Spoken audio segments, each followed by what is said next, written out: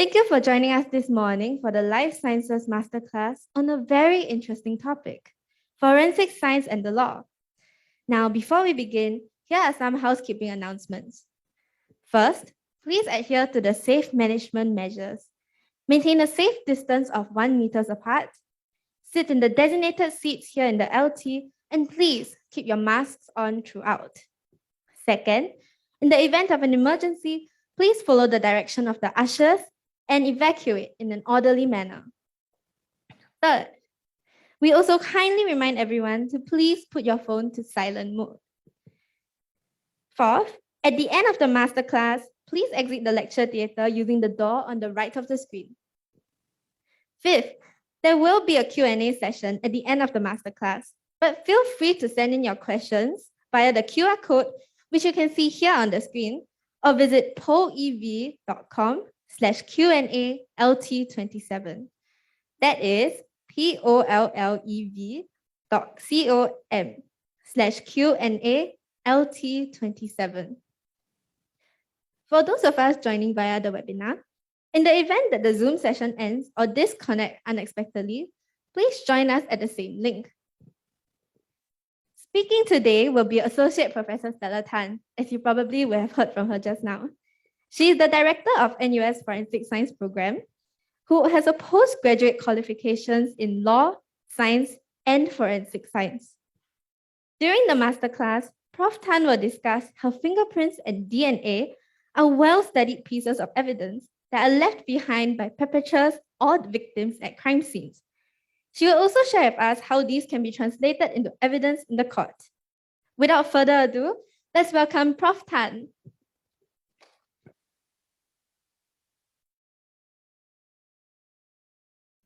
Thank you very much.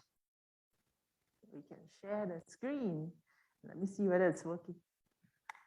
So once again, welcome to all of you into LT27. And LT27 is home to many of us, including our former students. And allow me to introduce to you my partners in crime on stage, please. Dr. Lim Sing Siang and Dr. Sean Lee. Dr. Lim, please raise your hands, and Dr. Sean Lee. They are very important, my partners in crime, because they were former students of mine in the forensic science program, went on to do their PhD with scholarship and came back into our NUS forensic science program as the lecturers. So I hope that you can see yourself walking the same path as them. And one day you are not only going to be our student, you are going to be a lecturer in the best institution in NUS. Let's have that hope. So everyone, welcome to Dr. Lee and Dr. Sean. The three of us will be guiding you through the masterclass today, and you will also see us on television soon. We are in a television series Inside the Crime Scenes, starting next Wednesday on Me Watch, and thereafter on national TV. We'll be talking about cold cases and how forensic science has been utilized to solve crimes, to exonerate the innocent, and to convict the guilty. So with this, allow me to show you the highlights of our forensic science program. Let's go.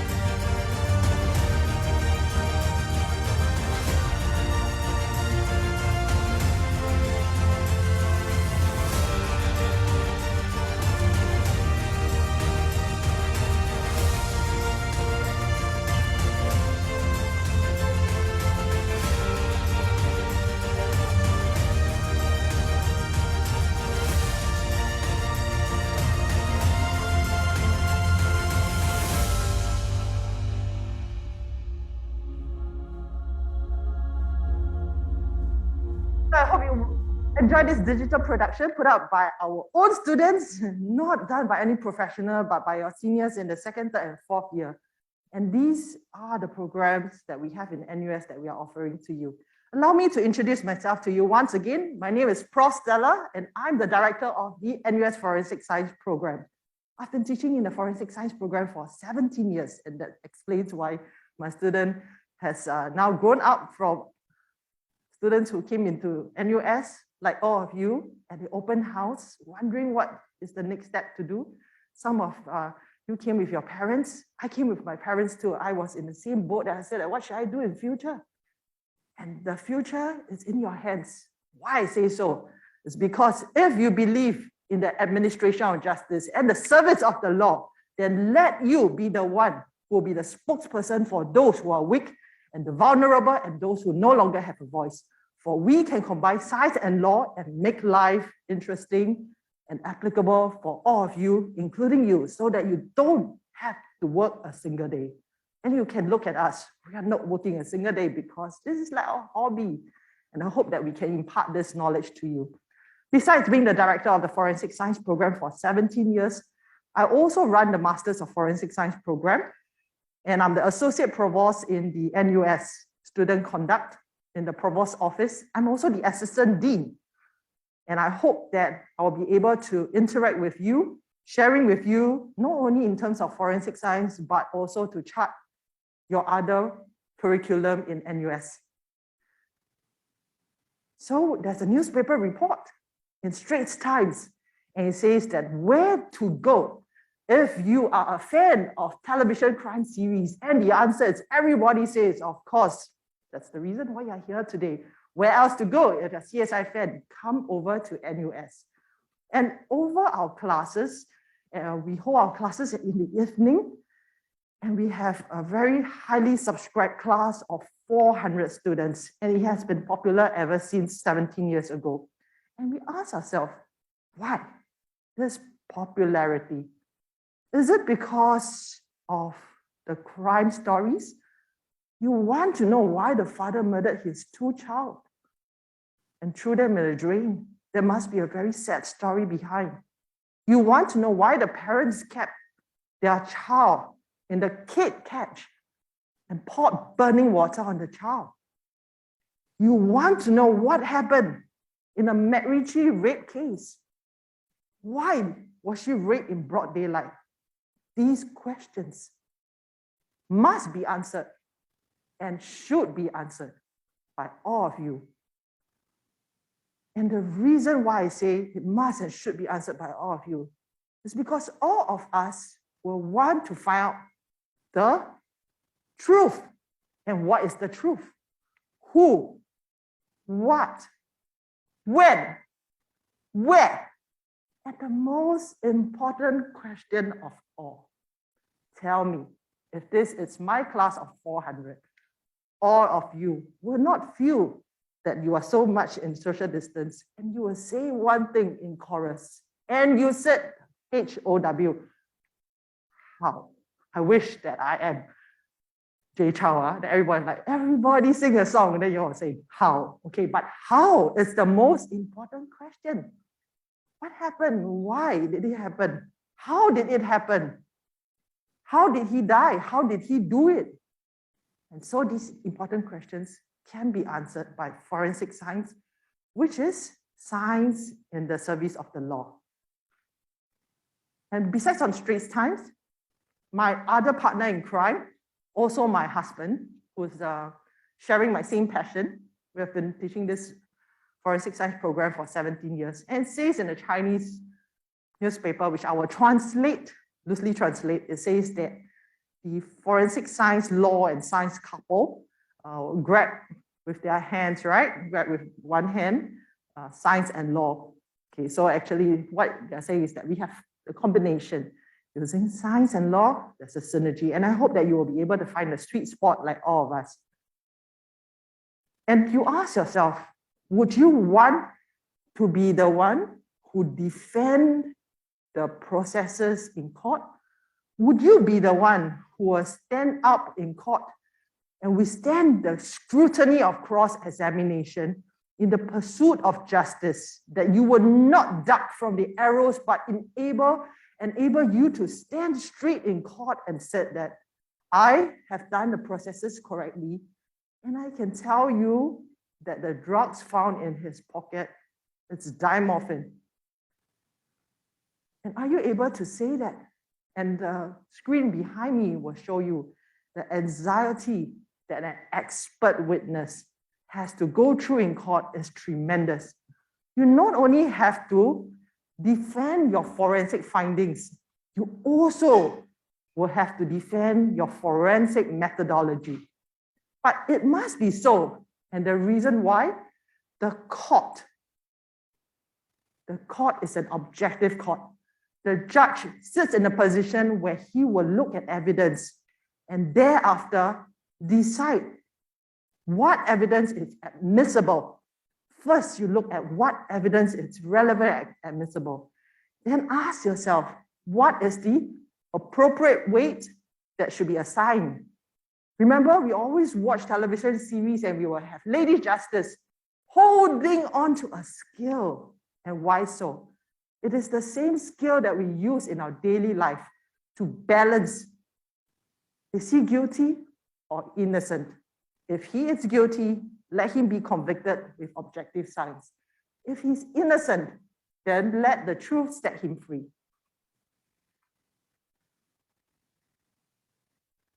In court, the trier of fact is the judge. He's also the trier of law. What does it mean? It means to say that when the facts are adduced before him, he will have to consider them one by one. But in order for the judge to reach a fair and just conclusion, what do we see on the screen? Forensic science is not only used at the end, it must be used at the outset. When you ask yourself, how did the father kill the two boys before he threw him into the drain? Before you ask why and what did he do?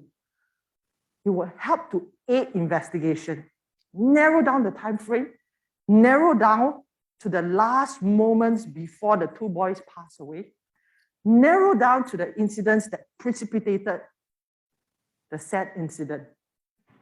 Besides aiding investigation, forensic science also help to establish the elements of an offense. Because if you read forensic science, you will read law. And what the law dictates is that you need to prove the charges beyond a reasonable doubt. Not on a balance of probability, not 49-51, maybe he's guilty, maybe he's not. Not true. You want to convict a person and hang him, it must be beyond a reasonable doubt. And so this will help to establish the elements of offense. What weapon did he use? How long did he use the weapon on the boys? Was there a defense? Is he suffering from unsound mind? Was there a sudden fight? Was there a provocation? Ask yourself these questions. Then the next thing is, forensic science can help to evaluate the witness credibility. Any one of you have witnessed a crime before. I'm not saying that you commit a crime, but you witnessed a crime. Someone took a phone and walked away. Someone came with a knife and ran in your direction and you ran faster than anyone else. But we all know that eyewitnesses may not be totally reliable all the time. You know the thing about DNA Innocence Project? What happened? Is that eyewitnesses sometimes may have different perception. And when in a traumatic event, this perception may be flawed, distorted, and memory will fade over time. So that's the reason why forensic science is a very useful, objective evidence to aid in corroborating the witness testimony or to debunk those who are lying or exaggerating. And some of the cases which I will cover in the course of our forensic science lectures, not today, today is a primer, will be the cases that I handle in court as the lead prosecutor. Those of you who have watched movies and television series shows will know that as the lead prosecutor, our burden is very heavy. We represent the state, and we will produce evidence to make out the elements of the charge. These cases include heart-wrenching stories where someone has passed away due to a crime of passion, due to a premeditation, and he has been murdered in cold blood, or she has been thrown off the building in cold blood. You want to know how forensic science uncover the vital clues? And you want to know how forensic science is utilized in drug trafficking and unnatural death cases, outrage of modesty, sexual misconduct, extortion, abandonment of premature baby, then come into our forensic science program. For you will hear the stories firsthand from me, and I will be able to share with you more details of these cases that are prosecuted in court, which utilize forensic evidence to solve the case. Now, we look at the central dogma or the underlying principle of forensic science. Forensic science always tell you that every contact leaves a trace. It is not some contact leaves a trace. It's not like sometimes you leave, sometimes you don't leave. It is every contact leaves a trace. Now that you are seated on your seat, later on you will see that you will drop something behind, whether your fibers, your hair, your footprint, dusty footprint. You also bring something along with you. If someone left the fiber and hair on the seat before you sat, you'll be transferred to you. So because of this underlying principle, you are everywhere. You are everywhere. So let's see the next one. Before I'm going to show you a video of this, I will ask yourself, have you seen on television a light source known as forensic light sources, which will show you evidence that you have never seen before? I'm going to share with you a concept known as absence of evidence is not evidence of absence. Why is that so? You don't see doesn't mean it's not there.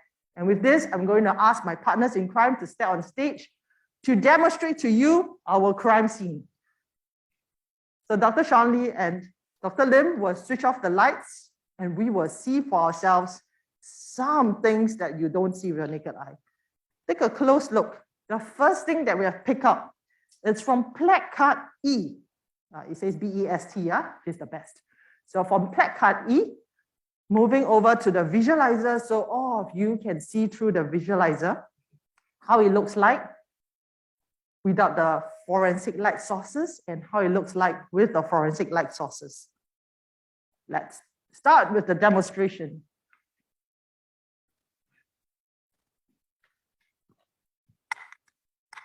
Advance.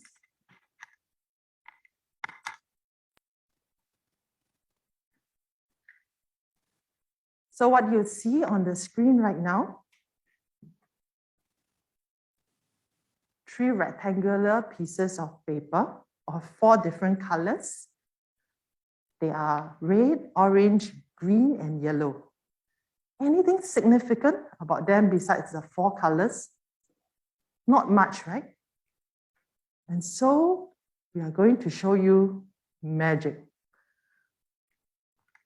Very often at crime scene, marks that are left are latent prints, meaning that you are not able to visualize them unless you use enhancement method. One of the non-destructive and instantaneous non-destructive method is the use of forensic light sources. The forensic light sources, also known as the alternate light sources, has many wavelengths. So we will be able to rotate the different wavelength, and we are going to show you what it appears under a wavelength known as CSS, crime scene search. So imagine you're at a crime scene, you won't know where to start, but you will want to know Who's the perpetrator who broke into the house? Who's the perpetrator who held onto the knife and left the murder weapon in the stomach of the deceased? Can you see for yourself? The prints as shown on the screen. You see the ridges that you don't see earlier on with the 4 colors? And these ridges are the fingerprint ridges. And you have not seen the other 2. Let's move down and see the second one. Same thing, are you able to observe the fingerprint ridges?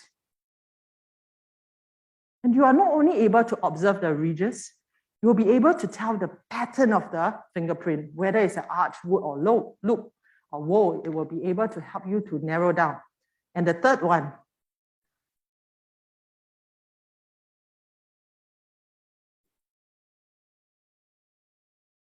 and we will see the same thing. So thank you very much. Let's take the light source away.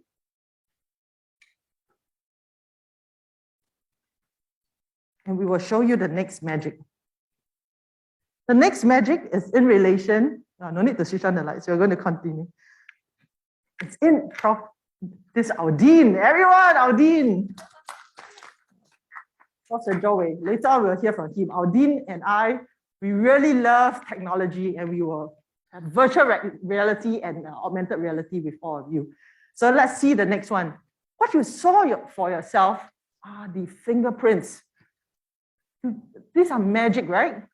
But how about this? Have you seen pebbles before? And the answer is, of course, they are all over the place. Now, assuming you are in MacRitchie or East Coast Park, and you are told that there's a crime scene over there, there are human remains left at the crime scene. Your job is to work together with the canine cadaver dogs to sniff out and to uncover vital evidence. Question, how do you know? How do you know? Where are the human remains? Let the magic begin.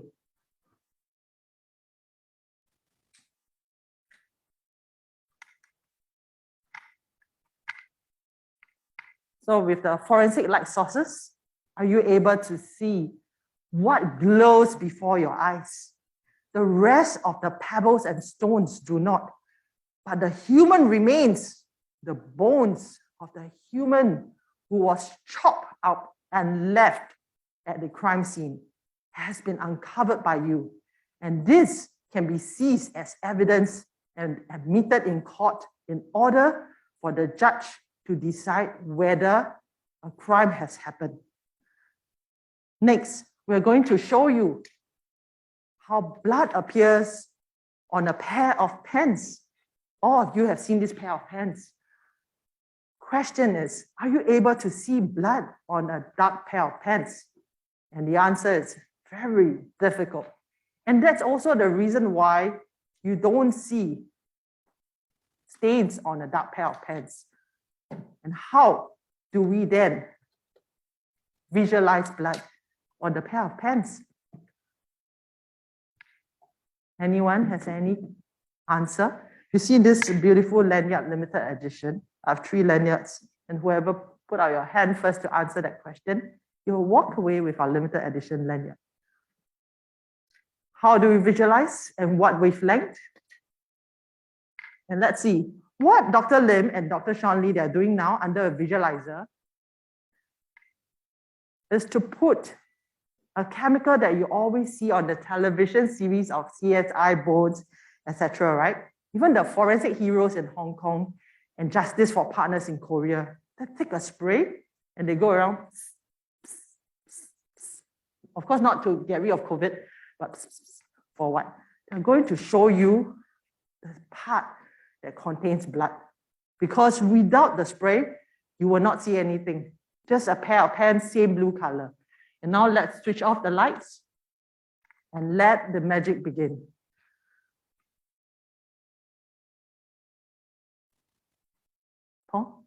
Paul.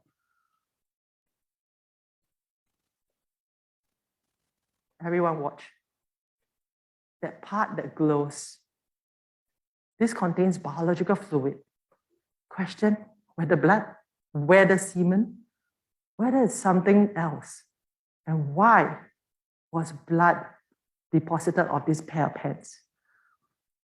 So you see the glow, the blue glow that you didn't see before. Thank you. Can we have the lights on, please? So this is a teaser of what we have to offer to you, but of course, we'll be teaching you about the science behind, and you will be able to explain in court what happened in order for you to tell the judge that indeed what you have tested on a pair of pants contained blood, what you tested on a piece of paper contained fingerprints, whose blood, and most importantly, who died at the crime scene. We're going to watch a short video showing a current student in our forensic science program, 1 minute, and you ask yourself, would you want to be in a position like her, where you will be able to read multidisciplinary modules in science and law? Forensic Science Minor. #Forensics. Forensic science delves into the scientific principles and techniques to analyze evidence, solve crimes, bring criminals to justice. You could be a real-life CSI, an investigator and a scientist. You will preserve and analyze evidence from a crime scene because this evidence can help a judge determine if an accused is innocent or guilty. Forensic science is immersive, hands-on. We hone our techniques using realistic scenarios and practice using cutting-edge technology. You'll be analyzing DNA and fingerprints, detecting forgeries, and even using insects to pinpoint the time of death. The minor in forensic science has 2 essential modules: forensic science and evidence in forensic science. As future forensic scientists, we're also trained to be expert witnesses in court. Forensic scientists translate scientific evidence into legal evidence. Let's go back to where we started. Are you interested in analyzing evidence from crime scenes? Now, are you motivated to bring criminals to justice? If your answer is yes, this is where you start. Welcome to the Faculty of Science, College of Humanities and Sciences, and this is your first step into the world of solving crimes. You will see newspaper reports like this, and I've alluded to earlier on. It's a case that I prosecuted in court as the lead prosecutor, and the sentence is one of the highest, 17 years of jail and the maximum amount of the strokes of cane, 24. For who and what did he do? A rapist who dragged a stranger into the forested area and tortured her and raped her for hours. And it was not easy at all. Did he leave a trace? Indeed, he left his DNA behind. However, it was not useful at the outset. The reason is because he has no DNA in the database. He was not a former convict. And so, what did he leave behind in order for the police to trace his footsteps? And in the case of this Pramanik Litton, the Meritorious rapist case, which sensationalized our newspapers and media for many weeks, I will be able to share with you the evidence that's used in this case to solve the crime. And these include what you saw earlier on, latent fingerprints that you don't see with the naked eye. And that's also the reason why we are teaching you the science behind. For every contact leaves a trace, but it doesn't mean that absence of evidence is evidence of absence. With the right scientific techniques, you will be able to find the latent piece of evidence that's left on the knife that he used to abduct the victim.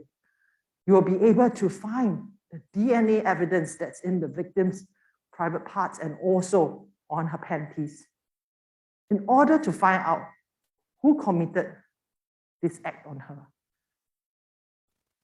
So the minor in forensic science curriculum is a wide spread of modules, and these include those that you see on the screen. If names like forensic human identification, advanced criminal litigation forensics on trial, evidence in forensic science, criminalistics forgery expose ring a bell and excite you, then welcome into our Faculty of Science. every day from Monday to Friday, we have something to offer to you. And I'm sure you will be able to walk away, not only with knowledge, but also with something that you can find applicable in your life. Meaning that you will have a head start in your job search. And everyone will be able to see that you're able to analyze evidence, and you will be meticulous, and you are able to defend your findings wherever you go. And so for forensic science classes, they're usually held pre-COVID times in this same lecture theater, full house, always full house. And we wondered why. It must be because everyone loves being together to solve crimes, right? And you realize that you need the bouncing off. You ask your friends, is it DNA that's useful in this case? Is it fingerprint? Where should you start searching for evidence?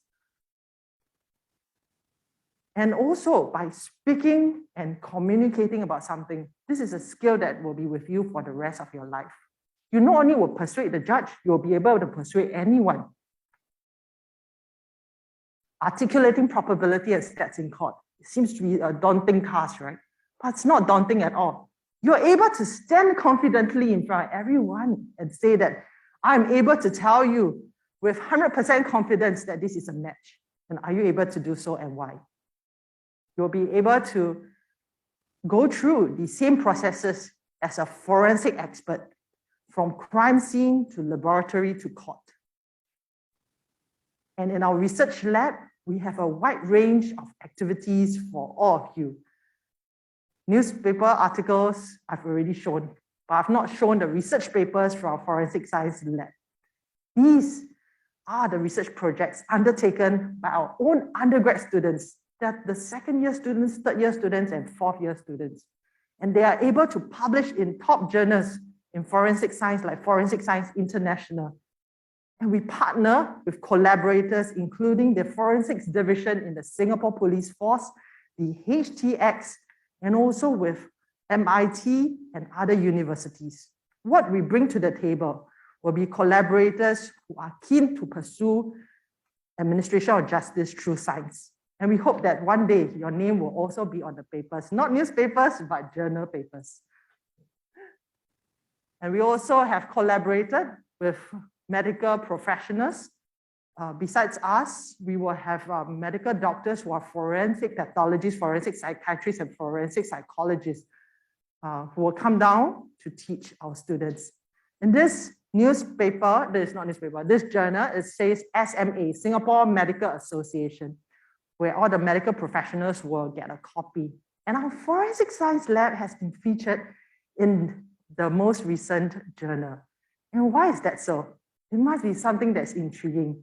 And indeed, this was picked up recently by many parties, including Ministry of Education, which featured our venture into using technology to teach our classes, as you can see in the slide behind. We also have seen the CNA, Channel News Asia, featuring our forensic science research topics. And also I alluded to earlier on, if you want to watch us on television series, talking about real crime scenes and how we should be solving crime scenes, do watch the Inside Crime Scene, which starts next Wednesday. And potential career path. This must be something that's right on your mind right now, right? Say, what do I have to do at the end of my 3 to 4 years? My precious life has been spent here, and I want to have a meaningful career. And what are the potential career paths? Let's take a look. You can further your studies and be a medical doctor. You can also be a lawyer. And these students behind me, they are real-life examples of those who have embarked on this path. Caroline, who not only found, on the left side, who not only found her calling in medicine and serving as a medical doctor, she also found her husband in the same program. So maybe you will find your future spouses in the program. In the middle, Mandy is taking postgraduate medicine, and on the right side of the slide is Shirin doing her final year in law, postgraduate law. You can also work in the enforcement agencies like Benson on the left side, a police scholar, and he's now on the newspaper. See so many microphones asking him about what happened. So Benson in class and now Benson at work. You can be like Benson one day. You can also be In the middle photo, our students who are in the Singapore Police Force, it says they get credit for reducing number of fraud cases. Or on the right side of the screen, you can also have a job in SCDF. And all these are scholars when they came into NUS.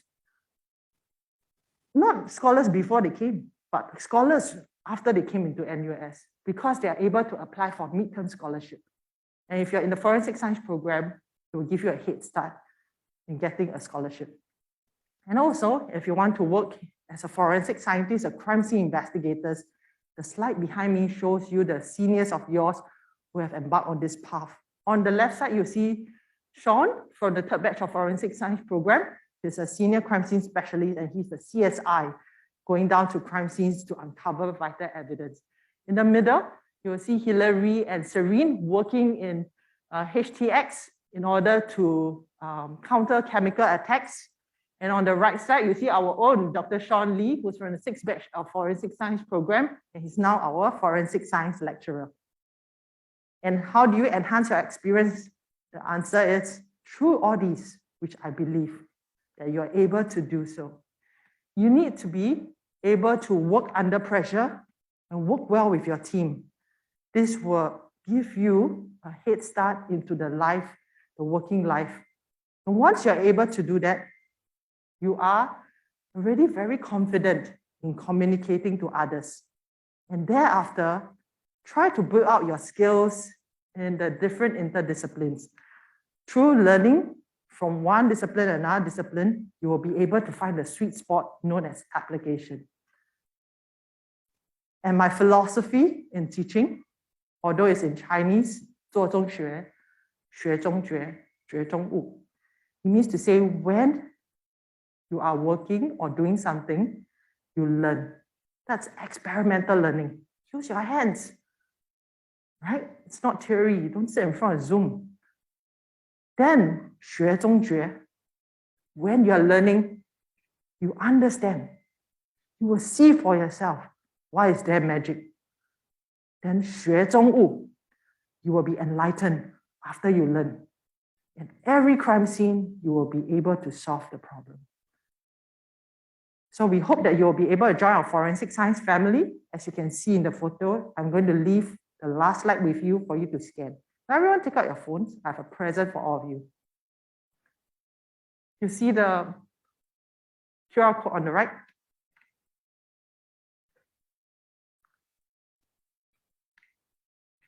I better get out of the way. Are you able to scan? Dr. Sean, can you show the virtual reality? So now you have a crime scene with you, and that's the present that I have for you.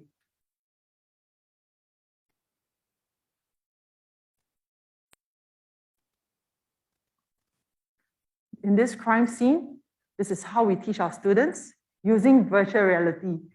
You put on a headset, but now you can also have it in your phone. Let's take a view.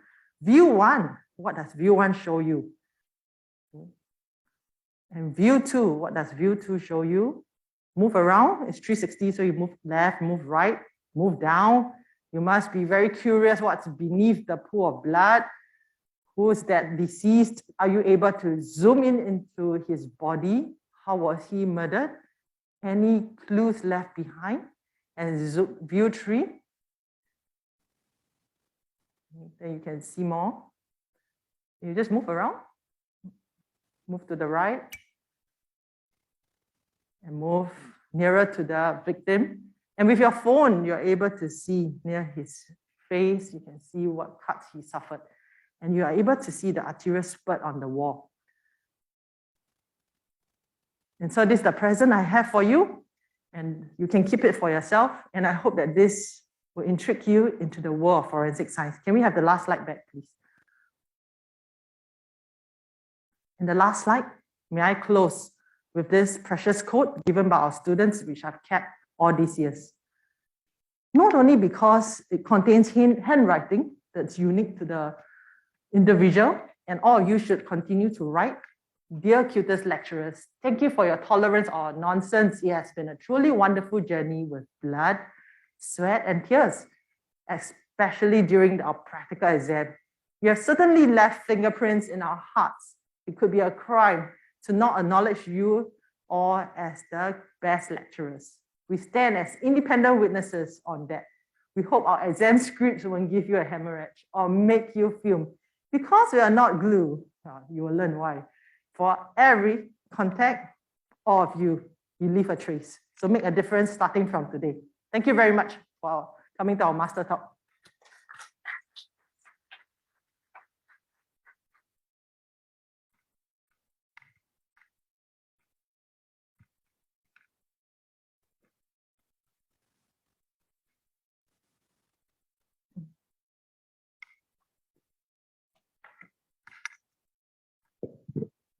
Thank you so much, Prof Stella, for going through this masterclass with us. So now, Share this. Oh,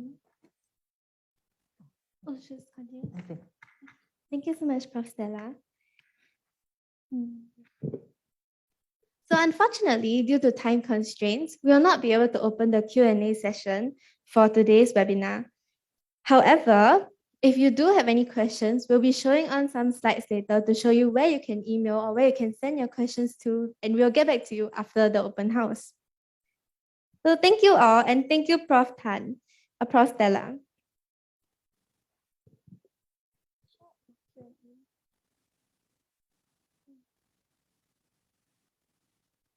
So we have now reached the end of the masterclass. We hope that you have been able to learn more about this course and enjoyed your glimpse into learning at today's Experience NUS Open House. There are many activities that have been planned for today around the campus, such as student life activities happening at UTown. We wish you a good day ahead, and please exit the lecture theatre via the door here on my left. If you have any questions, as I said just now, you can stay back to take down the 2 emails that you can send the questions to. Thank you. Thank you very much to all of you, and thank you to Dr. Lim Sing Siang and Dr. Sean Lee. If you have questions for us face to face, you can also step down to ask us. Thank you very much. May you all find success in whatever you do.